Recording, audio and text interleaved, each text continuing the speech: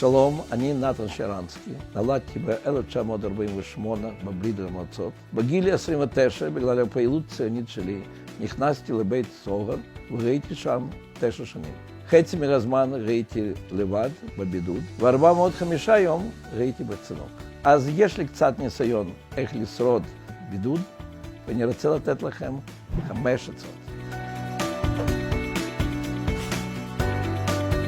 עצה מספר 1.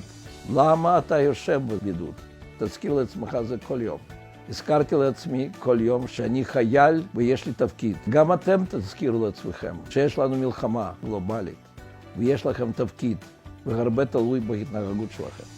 עצה 2. אל תבנו על זה שעוד מעט זה ייגמר.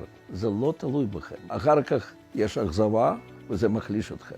אני בבית הסוהר ידעתי, זה לא תלוי בי מתי הם ישחררו אותי, אבל ידעתי שזה תלוי בי ואם אני אשאר איש חופשי. תבנו תוכניות שאתם שולטים בהן.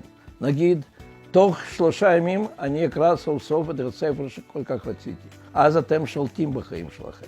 עצה מספר 3. אל תוותרו אפילו לרגע על חוש הומור שלכם. אני אהבתי מאוד לעשות צחוק מסוהרים שלי, ולהזכיר לכם שכל עוד שאני יודע לצחוק עליהם ועל עצמנו, אני איש חופשי. הנה למשל, שלחו לי רק עכשיו בדיחה. לאור הפניות הרבות, משרד הבריאות מבהיר שרק חתונות מבוטלות.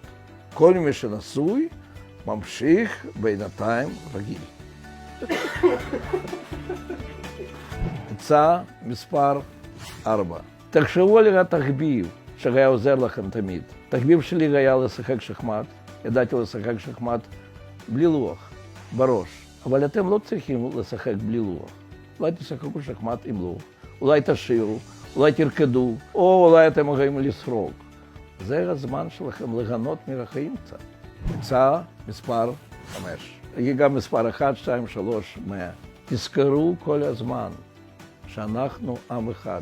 תרגישו קשר שלכם עם כל מי שיושב בציון וכל מי שעדיין לא יושב בציון. רפואה שלמה לכל החולים, נעבור את זה ביחד. עם ישראל חי.